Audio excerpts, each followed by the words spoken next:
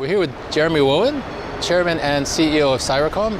Jeremy, you've grown revenues at CyraCom more than sixfold since you joined the company in 2008. How are clients' perceptions changing, and how are their selection criteria changing in terms of the selection of remote interpretation services? I think the biggest difference I've seen over the last, especially the last 5 years, but it's increasing. If you go back 5 to 10 years, clients, when people talk about quality, the focus was very much the quality of interpretation. And obviously that's still pivotal because it's an interpretation business. But I'm seeing more and more clients taking an holistic view of quality.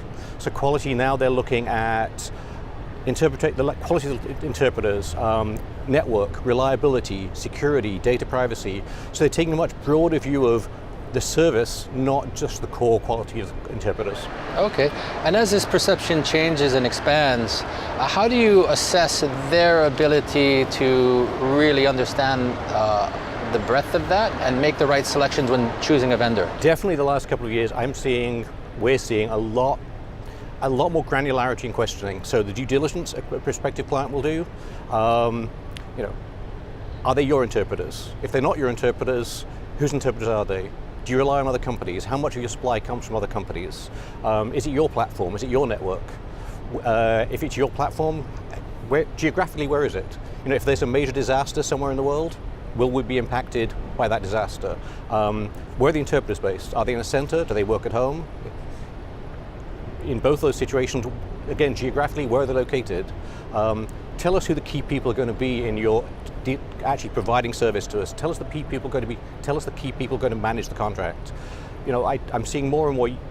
Go back some time. A lot of vendors, quite reasonably, will make statements like, "We have very robust account management. We have a deep account management expertise." Now clients are saying, "Okay, so who is the account manager? Who do you pick up the phone to if there's a problem? What's their experience? Can they really answer questions?" So there's a lot more granularity in due diligence these days. Okay, so client responsibility and account management, the service, the talent, yes. and the breadth of services. Are there any other headwinds that are facing this segment of the industry? And if so, what is CyraCom doing to overcome these challenges? I can think of a couple of headwinds. I'm not sure they're problems yet, but I see them as headwinds. The obvious one, which affects the whole language service industry in the US, is politics. One of the major drivers for remote interpreting, like language service, is immigration.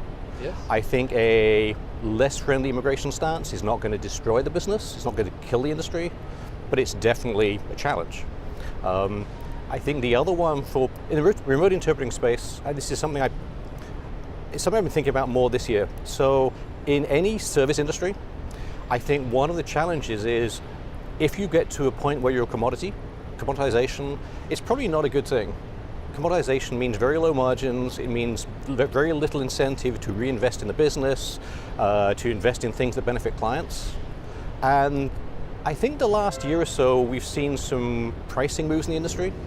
We've seen some behavioral stance, where unless we're careful as an industry, we will be perceived as a commodity. And once we're perceived as a commodity, I think that will not be a good thing for us, our clients, or other companies. Excellent. Thank you very much. You're most welcome. Thank you for having me.